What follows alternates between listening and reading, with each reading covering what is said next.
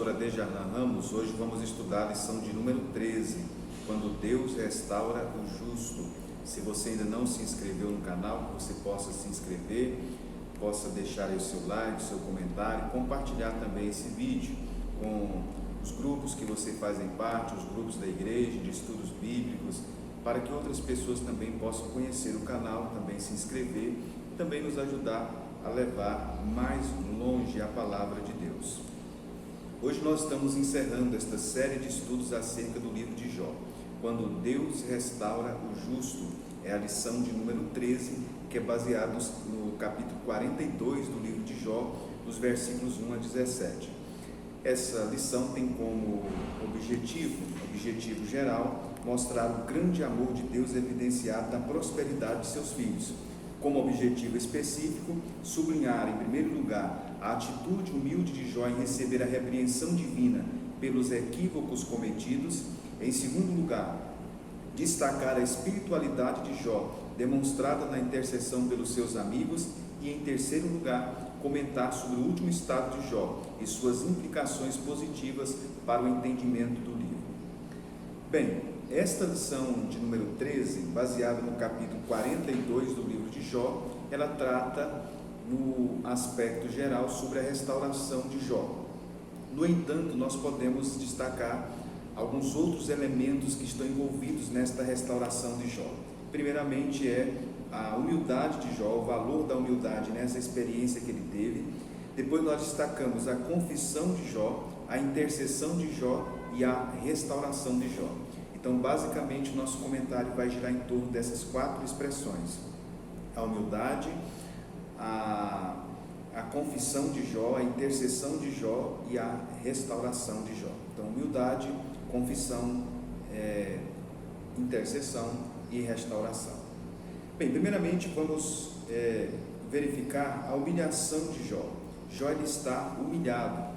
Aqui nós observamos então o valor da humildade na experiência que nós temos com Deus, no valor das nossas experiências espirituais. Jó se encontrava então humilhado. Jó se encontrava nesse momento da sua confissão, da sua restauração, humilde diante de Deus, mediante os esclarecimentos que Deus fez através de perguntas, como nós vimos na lição anterior. E Jó agora demonstra então humildade, a humildade relacionada também com o arrependimento. Então nós podemos observar aqui inicialmente, o Jó se encontrava então arrependido, ele faz uma confissão. Esse arrependimento, essa confissão então finalmente aconteceram aqui no final do livro. Jó ele não sabia porque havia sofrido tanto, né, mas havia parado de reclamar, de questionar, de desafiar inclusive a sabedoria e a justiça de Deus. Jó estava então humilhado, esmagado pelo peso da grandeza de Deus. Deus tinha falado lá nos capítulos 38, 39, demonstrado então a sua majestade, a sua grandeza, e Jó então foi humilhado e esmagado por essa revelação tão profunda da grandeza de Deus, né, da majestade de Deus. Jó então, nesse momento, ele se sentiu esmagado por essa grandeza de Deus. Então ele se arrepende desta sua, vamos dizer, insolência, né? Sem ter obtido respostas a todas as suas questões, Jó então, em silêncio, ele se humilha diante de Deus, ele se ajoelha diante de Deus e reconhece então que Deus é soberano. Ele reconhece a majestade divina, ele reconhece a soberania divina, ele reconhece o poder divino, o aspecto de Deus ser todo-poderoso, né? A onipotência de Deus. O mais importante então para a mensagem do livro é que Jó continuava doente, sem seus filhos e sem posses, e Deus não havia mudado absolutamente nada. Ficou provado que Satanás estava errado nas acusações que havia feito contra Jó, e em achar que poderia destruir a verdadeira fé salvadora. Os companheiros de Jó estavam totalmente errados nas suas acusações. Então aqui no capítulo 42 o texto diz: então respondeu Jó ao Senhor: bem sei que tudo podes e nenhum dos teus planos pode ser frustrados. Jó então reconhece aqui com toda reverência, com toda submissão à soberania de Deus, né? Quem é aquele, como disseste, que sem conhecimento encobre o conselho? Na verdade falei do que não entendia, coisas maravilhosas demais para mim, coisas que eu não conhecia. Escuta-me, pois havia dito, e eu falarei. Eu te perguntarei, e tu me ensinarás. Eu te conhecia só de ouvir, mas agora os meus olhos te veem. Por isso me abomino e me arrependo no pó e na cinza. Jó, então, por duas vezes nesse momento ele faz referência às declarações que Deus havia feito em seu interrogatório, né? A primeira vez foi no capítulo 38, versículo 2, quem é este que escurece os meus desígnios com palavras sem conhecimento? A segunda vez foi no capítulo 38, versículo 3, eu te perguntarei e tu me farás saber. Isso mostra então a autoridade judicial de Deus, né? E diante de Jó, que estava sendo nesse momento uma espécie de acusador, e as duas menções demonstram então que Jó compreendeu a admoestação de Deus. Veja no versículo de número 5 que Jó disse que ele conhecia Deus só de ouvir, mas que agora os seus olhos o estão vendo, estão contemplando. Jó então compreendia Deus ou conhecia Deus apenas pelos olhos da fé, não havia compreendido tão bem a grandeza, a majestade, a soberania, a independência de Deus como neste momento. Então Jó, ele demonstra aqui reverência, submissão, ele faz então uma confissão. Isso é interessante, então nós observarmos esta confissão então de Jó. Ele então agora não apenas ouve Deus, mas ele passa a ter uma experiência viva com Deus, né? A postura de Jó então muda de forma drástica, ele se dirige a Deus não da mesma forma que ele se dirigia antes, a atitude agora é de reflexão, é de humildade, é de reconhecimento da soberania e da justiça divina. Aqui nós podemos então fazer uma reflexão acerca da importância então da experiência. Às vezes algumas pessoas têm uma fé meramente intelectiva, é uma fé que muitas vezes não transcende o intelectualismo. Nós sabemos que o intelecto é um elemento importante, nós sabemos também que Deus, ele faz apelo ao aspecto intelectual da vida humana em alguns momentos, como no livro do profeta Isaías, Deus disse, vinde e argui-me ou arrazoai-me. Deus está convidando a nação de Israel para argumentar com ele, usar o intelecto. O intelecto é importante porque Deus também criou em nós uma estrutura racional para nós vermos e interpretarmos o mundo, e nós precisamos também do elemento razoável, da razoabilidade, do intelecto, mas a nossa fé ela precisa transcender a esse intelectualismo, né? A nossa fé não basta que ela seja bíblica, não basta que a nossa fé seja ortodoxa, é necessário que ela transcenda ao intelectualismo. Isso é um elemento importante também da fé. Então, nós estamos vivendo em um mundo que às vezes as pessoas ou partem para uma fé meramente intelectualista ou parte para o outro extremo, que é meramente uma fé experiencial, sem o elemento então da ortodoxia e da biblicidade. Então é importante a gente balancear esses elementos aí. É importante nós termos uma fé bíblica, uma fé ortodoxa, mas que essa fé bíblica ortodoxa ela seja contrabalanceada também com a experiência com Deus. Se isso não acontecer, nós vamos incorrer no mesmo erro do tempo de Lutero, né? No tempo de Lutero, o movimento pietista ele caiu numa intelectualidade fria e racionalista, e Deus teve que levantar outros movimentos, como o movimento puritano, por exemplo, para trazer uma fé mais experiencial. Então, no ponto 3 da lição, o comentarista ele faz uma abordagem sobre isso, uma experiência viva com Deus.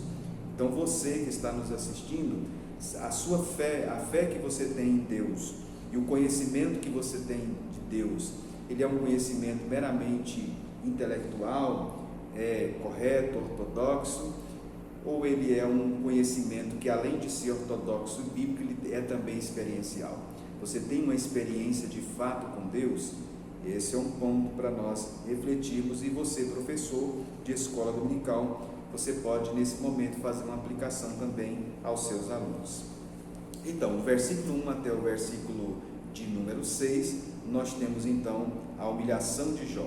Jó humilhado, Jó reverente, Jó submisso, Jó reconhecendo a soberania, a grandeza, a majestade de Deus. Ele faz então algumas confissões relacionadas a esses elementos, né? Reconhecendo então que Deus pode todas as coisas e revelando inclusive também a sua ignorância. Jó não conhecia os conselhos de Deus, né? No versículo número 6, ele chegou a dizer que ele se arrependia no pó e na cinza. Era tudo o que restava a Jó fazer naquele momento, era se arrepender no pó e nas cinzas. As cinzas em que o homem destruído se sentou não havia mudado, mas o coração do servo sofredor de Deus, sim, o coração de Jó mudou.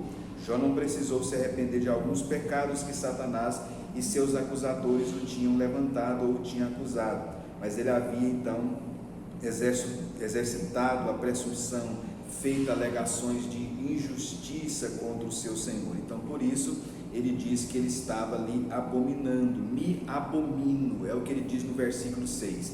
Ele se abomina, ele está se revelando uma espécie de abominação, de ódio por ele mesmo, no versículo 6, e ele está dizendo também que ele se arrependia no pó e na cinza. Então ele está profundamente humilhado, profundamente consternado. Bem, logo em seguida nós temos no versículo 7, Deus repreendendo os 3 amigos então de Jó. Tendo o Senhor falado essas palavras a Jó, o Senhor disse também a Elifaz, o temanita: a minha ira se acendeu contra ti, contra os teus 2 amigos, porque não disseste de mim o que era reto com o meu servo Jó. Tomai, pois, 7 novilhos e 7 carneiros, e ide ao meu servo Jó, e oferecei holocaustos por vós. O meu servo Jó orará por vós, porque dele aceitarei intercessão, para que eu não vos trate segundo a vossa loucura, porque vós não disseste de mim o que era reto com o meu servo Jó. Então foram Elifaz, o temanita, Bildade, o suíta, e Zofar, o amatita, e fizeram como o Senhor lhe ordenara, e o Senhor aceitou a oração de Jó. Então aqui, nesse momento, Deus então repreende os 3 amigos de Jó. Vocês não disseram de mim o que era reto. Deus então inocentou Jó diretamente ao afirmar que ele havia agido de maneira correta ao rejeitar o erro então de seus amigos. Eles então foram repreendidos por essas acusações falsas, essas alegações repletas de insensibilidade, também repleta de arrogância. Isso não quer dizer que tudo que haviam dito havia errado, mas haviam feito declarações incorretas sobre o caráter e as obras de Deus. Então nem tudo que eles disseram era incorreto, mas algumas das afirmações que eles fizeram não correspondiam ao caráter e às obras de Deus. E também algumas alegações que eles fizeram relacionadas às atitudes então de Jó, né? Deus então no versículo 8 diz que eles deveriam então, no versículo número 8, tomar 7 novilhos, 7 carneiros. Era o número de sacrifícios específicos lá em Números 23 versículo 1. Números 23 versículo 1, parece que a gente observa que era um número específico, tradicional de holocausto pelo pecado, né? Foi o número de sacrifícios realizados por Balaão em Números 23 versículo 1. Então parece que 7 novilhos e 7 carneiros era um número já específico e tradicional de sacrifícios pelo pecado. E Deus então foi gracioso então com Jó, e o texto diz no versículo de número 9 que Jó então faz oração por eles. Os amigos faz como o Senhor orientou a eles, e Jó então faz a intercessão por eles. Nós vimos então aí a oração então de Jó no versículo número 9. Nós temos então a oração de Jó, ou seja, Jó age então como um sacerdote. Aqui nós vemos então o sacerdócio de Jó, Jó agindo como um sacerdote pelos seus amigos, né?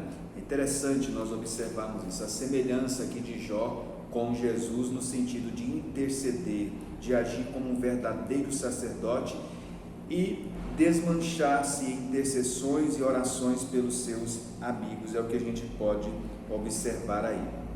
O comentarista da lição, ele fala sobre esta oração então de Jó, essa intercessão então de Jó. Outra coisa que nós podemos meditar e refletir aqui, no seu comentário, o famoso comentarista Matthew Henry, no seu famoso comentário bíblico, ele faz uma análise do fato de que, enquanto Jó estava orando por seus amigos, foi que Deus restaurou a sorte de Jó. É isso que diz o versículo de número 10, né? Que enquanto ele orava pelos seus amigos, o Senhor mudou a sorte de Jó, ou virou o cativeiro de Jó, né? Ou seja, não foi no momento de debates, não foi no momento de discussões acaloradas que Deus mudou a sorte de Jó. Deus mudou a sorte de Jó quando Jó estava orando por seus amigos. Foi no meio daquela atitude de devoção, de oração fervorosa e não de debate caloroso, que Deus mudou a sorte de Jó. Isso é um elemento muito importante. Enquanto Jó estava debatendo, estava discutindo, estava replicando os seus amigos, Deus não o restaurou. Mas enquanto ele orava por seus amigos, enquanto ele desmanchava-se em orações, em intercessões, em devoção, Deus então mudou a sorte de Jó. A oração, ela faz coisas então extraordinárias, que você possa refletir então sobre isso. E aí nós temos então a restauração de Jó. É um outro momento então aqui no livro, é a restauração então de Jó. Você pode observar essa restauração de Jó a partir do finalzinho do versículo 10. O Senhor lhe deu o dobro de tudo quanto antes possuíra. Então vieram a ele todos os seus irmãos e todas as suas irmãs e todos quantos dantes o conheceram, e comeram com ele em sua casa, se condoeram dele e consolaram todo o mal que o Senhor lhe havia enviado. Cada um lhe deu dinheiro e um anel de ouro. Então vejam aqui a restauração moral e espiritual de Jó. Os seus amigos vieram, os seus irmãos, as suas irmãs, participaram de um banquete. O texto diz que eles se condoeram com ele, consolaram. O texto diz que lhe deram dinheiro e deram também um anel de ouro. Restauração moral, restauração espiritual de Jó, e a restauração também social e material. A gente pode observar isso no versículo de número 12. Assim abençoou o Senhor o último estado de Jó, mais do que o primeiro, porque veio a ter 14.000 ovelhas, 6.000 camelos, 1.000 juntas de bois e 1.000 jumentas. O versículo 13, também teve outros 7 filhos e 3 filhas. Chamou o nome da primeira Gemima, o da outra Késia e o da terceira Queren-Apuque. E em toda aquela terra não se acharam mulheres tão formosas como as filhas de Jó. E seu pai lhes deu herança entre seus irmãos. Depois viveu Jó 140 anos e viu a filho dos filhos e os filhos de seus filhos até a quarta geração. Então morreu Jó velho e farto de dias. Você pode observar que nesta restauração então de Jó, os animais então dobraram de número. Se você comparar Jó 1, versículo 3 com Jó 42, 13, o número de animais dobrou.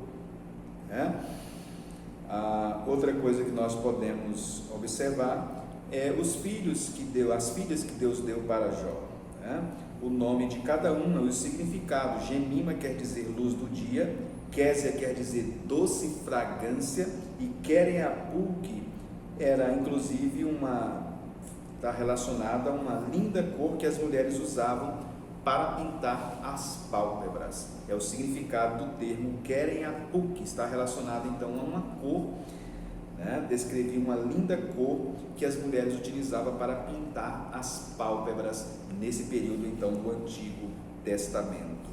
Bem, o texto também diz que no capítulo 42 e o versículo 15, que o Senhor deu herança para as filhas, não era prática comum no mundo oriental. As filhas só recebiam herança quando não havia filhos, mas o texto diz que elas receberam herança. Então mudou naquele momento, foi contra, não era comum as mulheres receberem herança. Isso está em Números 27, versículo 8, mas contrariando a isso, elas receberam então herança. Então Jó foi restaurado então no aspecto social e no aspecto também moral e também no aspecto material. No aspecto material está relacionado aos animais, no aspecto social está relacionado aos seus amigos e parentes, né? Vieram lhe trazer dádivas. Deus então recompôs o seu patrimônio, reconstruiu a sua vida econômica e houve restauração também doméstica. Ele teve novamente as filhas. Bem, a Bíblia não deixa claro, e uma pergunta que fica, se Jó estava com a mesma mulher. Você vai encontrar as opiniões se dividindo, né? O pastor Claudionor, no seu comentário do livro de Jó, ele acredita que foi com a mesma mulher. Metal Henry, no seu famoso comentário, ele diz que não sabe se foi com a mesma mulher ou se foi com outra. Você vai encontrar as opiniões divididas, né? Mas certamente foi com a mesma mulher, porque certamente Deus queria conceder que ela visse esta restauração, então, na vida de Jó. A mulher que tinha falado, né, para ele amaldiçoar o seu Deus e morrer, no auge então do desespero. Então, não seria concebível, diz o pastor Claudionor, que o lar dele fosse restaurado sem restaurasse também a sua esposa da condição que ela estava naquele primeiro momento de desespero, né? Bem, outra coisa que nós podemos observar aí também no texto é a restauração histórica de Jó, né? A restauração histórica de Jó, nós podemos observar aí como ele foi honrado, e o texto diz que ele viu os filhos e os filhos dos filhos. Ele viveu para viver então os seus netos. Jó morreu em prosperidade, os seus dias foram contados como bênçãos, né? E o texto diz que ele viveu 140 anos depois disso, está no versículo 16, e o livro termina dizendo que ele morreu velho e farto de dias. Essa expressão, velho e farto de dias, conforme aparece aí, quer dizer, ele viveu para ficar satisfeito, né? Era como se ele chegasse ao final da vida satisfeito, farto de dias, satisfeito com a vida aqui neste mundo e disposto a deixar. Eu já vivi o suficiente, estou pronto para ir embora, estou pronto para partir, né? Ele não estava impaciente como nos dias da sua aflição, mas de forma então piedosa. Jó então viveu muito tempo. É uma expressão muito bonita que a Bíblia usa para dizer que ele viveu muito. Bem, foi assim então que Deus restaurou a vida de Jó. Viveu então uma vida longa, 140 anos depois de tudo isso. Bem, então o livro de Jó ele finaliza mostrando exatamente esta restauração então de Jó. Que você então possa se confortar com essa narrativa, com as consolações de Deus, né? E também com as consolações que vêm através da leitura deste livro tão precioso das Escrituras, que é o livro de Jó. Então, quando Deus restaura o justo. Então, relembrando os principais pontos da nossa lição, nós vimos a humilhação de Jó. Faça um comentário então, prezado professor, sobre a importância da humildade em nossas experiências espirituais. Depois nós vimos a confissão de Jó. Jó humilhado, ele faz algumas confissões reconhecendo a soberania, a grandeza e a majestade de Deus. Em terceiro lugar, no destaque a oração, a intercessão de Jó. Jó age como um sacerdote, orando pelos seus amigos. E em quarto lugar, destaque a restauração de Jó. Jó teve tudo restaurado. Deus pode restaurar tudo em sua vida e na vida também de seus alunos. Quem sabe então muitos alunos estão passando por experiências semelhantes àquela de Jó. Que você aproveite nesse momento, encerramento do trimestre, chame alguns alunos à frente, ore com eles. Quem sabe alguns podem contar os seus testemunhos de como Deus também agiu na vida deles, mudou, restaurou a sorte. Enfim, é o momento então de fazer a aplicação do livro de Jó e compartilhar, quem sabe, algumas experiências com os alunos. Deixe os alunos falarem, deixa eles darem as suas impressões acerca deste estudo, as suas experiências. Tire alguns momentos para esse momento então de compartilhar experiências em sala de aula. Isso é muito relevante também para o processo de ensino-aprendizagem. Então, concluindo, que essas verdades da palavra de Deus possam estar na sua mente e no seu coração. Então, assim nós estamos encerrando então o nosso trimestre com o tema a fragilidade humana e a soberania divina, o sofrimento e a restauração de Jó. Eu creio que você foi muito abençoado, muito edificado nesse trimestre, através desse estudo, dessas lições. Algumas lições que ficaram para trás você pode rever, pode compartilhar, vão ficar gravadas aí no canal. Você pode compartilhar com pessoas que não puderam frequentar a escola dominical, que não puderam vir e por um motivo ou outro foram impossibilitados, né? Quem sabe algumas pessoas são grupos de risco, enfim. E também para rever os vídeos, né? Você quer então rever, compartilhar com algumas pessoas, mandar para alguns membros da sua família que estão passando por experiências semelhantes. Então nós temos hoje o recurso da tecnologia que pode ficar gravado aí e você compartilhar com outras pessoas. Nós agradecemos você então que esteve conosco, que nos acompanhou, você que tem nos acompanhado, que tem escrito, que tem deixado o seu comentário, que tem compartilhado, que tem acompanhado o nosso trabalho, né? Nós agradecemos muito a você, né?